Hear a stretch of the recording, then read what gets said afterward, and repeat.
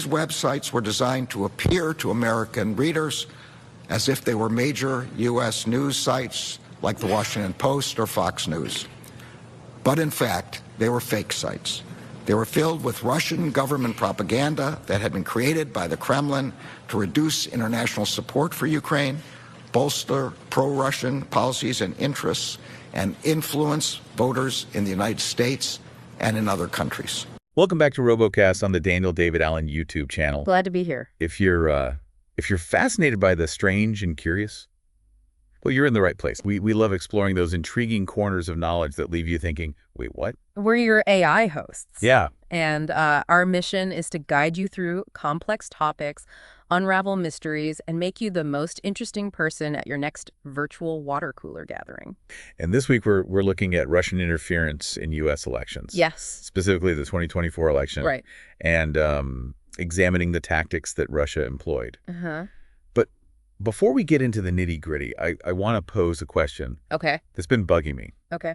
Why did Russia seem to struggle to shift its attacks from Biden to Harris after Biden dropped out? That's an excellent question, and we'll definitely unpack that later in the episode. Okay. First, to really understand what happened in 2024, we need to take a quick trip down memory lane. Right, because this wasn't Russia's first foray into meddling with U.S. elections. Yeah. No. Not at all. Like, not even close. Think back to 2016, 2018, 2020, even 2022. Yeah. Russia was there, consistently working to sow discord and undermine U.S. democracy. Yeah.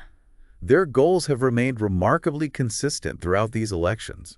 You might remember those massive revelations a few years back about Project Lakta. Oh, yeah. That Russian troll farm churning out fake social media accounts. It was a wake-up call for many people, revealing the extent of their efforts. Absolutely. What's interesting is that in 2024, they seem to shift gears, moving away from those obvious fake accounts. Yeah, they did. Like, what happened? Instead of relying solely on fake accounts, they turned their attention to real American influencers, especially those with large followings on the right. So instead of creating their own platforms, they hijacked existing ones, tapping into networks of trust that were already established. Exactly. They understood that people are more likely to believe information coming from someone they already follow and trust. Right. It's a much more insidious approach. Yeah, way more. And if that wasn't enough, they also ramped up their use of cutting-edge technology like generative AI. Generative AI, with its ability to create incredibly realistic deep fakes and fabricated content, was a game changer for their disinformation efforts. We're talking about those videos where someone appears to say or do something they never actually did. That's right. They could manipulate images, audio, and video to create incredibly convincing fake content, blurring the lines between reality and fiction. And the Tenet media scandal was a perfect example of how Russia combined these new tactics. Yes, a prime example. This wasn't just some random group. We're talking about a company secretly funded by Russia to push pro-Kremlin propaganda.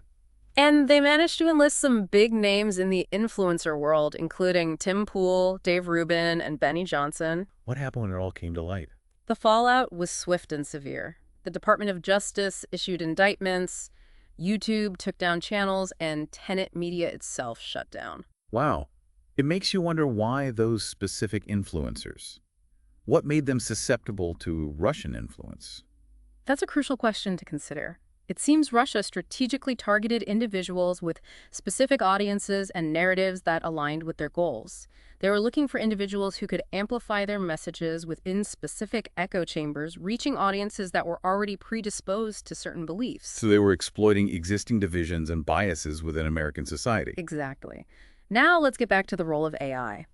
This technology played a significant role in their ability to create and spread disinformation. Okay, this is where I start to get a little freaked out. Deepfakes. That's some Black Mirror stuff right there. Yeah. How exactly did they use AI to target Harris? Imagine this. You're scrolling through your feed and you see a video of Harris seemingly making an offensive remark. It looks real, it sounds real, but it's completely fabricated using AI. This is exactly the kind of deepfake tactic Russia deployed. So they weren't just creating fake news articles or manipulating images. They were creating entire videos that could potentially go viral and damage her reputation. Absolutely. Microsoft reported that Russian operatives created and circulated these deepfake videos containing conspiracy theories specifically designed to stoke racial and political divisions. So not only were they attacking her policies, but they were also trying to undermine her character and identity.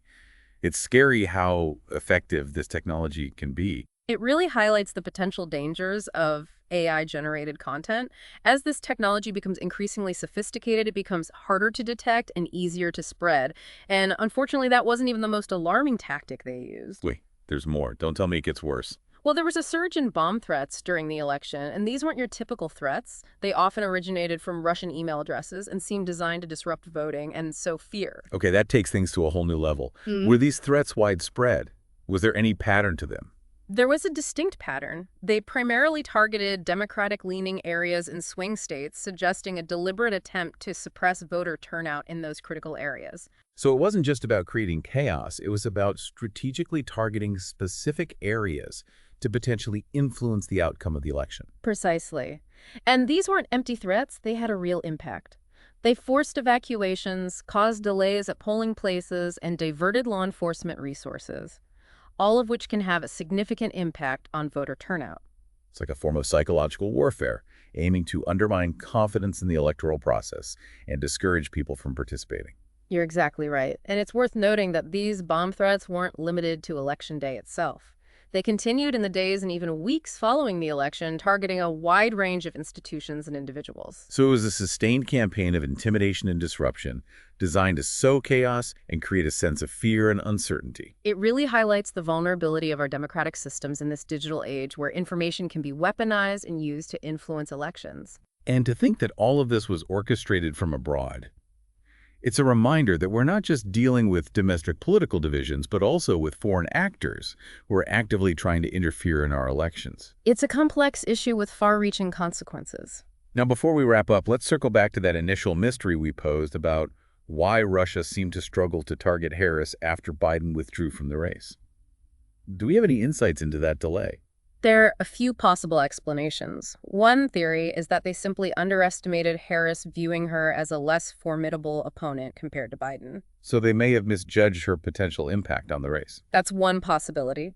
Another theory is that they were caught off guard by the sudden shift in the political landscape, lacking a readily available playbook for a female candidate. It's almost like they needed time to adjust their strategy and find new attack angles that would be effective against her. Exactly. Remember, their previous disinformation campaigns often relied on exploiting existing social divisions and stereotypes, and those tactics might not have translated as easily to Harris. So they had to come up with new narratives, new ways to attack her character and undermine her credibility. Precisely. And it's important to remember that Russia's disinformation campaigns are often carefully planned and executed. So that delay could have been strategic, giving them time to gather compromising material, craft convincing narratives, or identify effective channels for disseminating their propaganda. It wasn't just a technical difficulty or a lack of resources, but a calculated decision. Right. And understanding these motivations, however complex, helps us better anticipate and counter future interference attempts. It's like a constant game of chess, anticipating their moves and developing counter strategies. And speaking of counter strategies, what can we actually do to protect our elections from this kind of interference? It feels overwhelming, honestly. It's definitely a complex challenge, but there are steps we can take. First, we need to bolster our defenses against disinformation. That means holding social media platforms accountable for the content they allow to spread. So we need more transparency from these platforms? More efforts to detect and remove fake accounts and bots? Exactly. They need to invest in better algorithms and human moderation to flag or remove suspicious content. But it's not just about the platforms. We also need to strengthen our election infrastructure. What does that involve? Upgrading voting machines. That's part of it. We need to ensure our voting systems, both online and offline, are secure and tamper-proof. We also need to protect voter registration databases from cyber attacks. So basically make it as difficult as possible for bad actors to interfere with the actual process of casting and counting votes. Precisely. But technology is only part of the solution. We also need to focus on promoting media literacy among citizens. So teaching people how to critically evaluate information, identify bias, and distinguish between credible sources and propaganda. Exactly. We need to equip people with the tools to navigate this complex information landscape and make informed decisions. It sounds like education is a key piece of the puzzle, because ultimately a well-informed public is the best defense against disinformation. I couldn't agree more. An informed and engaged citizenry is essential for a healthy democracy. This has been an eye-opening conversation, for sure. We've covered so much ground, from the evolution of Russia's tactics to the alarming role of AI. It's clear that election interference is a real and present danger to our democracy, and it's something we need to take seriously. It's not something we can afford to ignore. The future of our democracy may depend on our ability to recognize and counter these threats. Well said. And on that note, we'd like to thank you for joining us on RoboCast. Be sure to subscribe to the Daniel David Allen YouTube channel for more explorations into the fascinating and sometimes unsettling world we live in. The stakes for this election for countries like Russia, Ukraine, China, the Middle East, Mexico are just enormous because of the stark differences between Trump and Harris on foreign policy. You see that Putin and Russia intelligence agencies in the United States have recently accused them just yesterday of fomenting disinformation, spreading fake manufactured videos and fake articles designed to undermine faith in the electoral process. And they warned that they would continue to do that and that this risked violence in the United States. I think that Russia wants chaos in the United States. That's, the intelligence agencies have said that they favor Trump, and I think that is true. But I think what Putin really wants is to have the whole process, in total chaos for months. And that would undermine, in particular, U.S. support for Ukraine. He is hoping for a Trump presidency because he believes that Trump will not continue to support Ukraine on the level that the Biden administration has.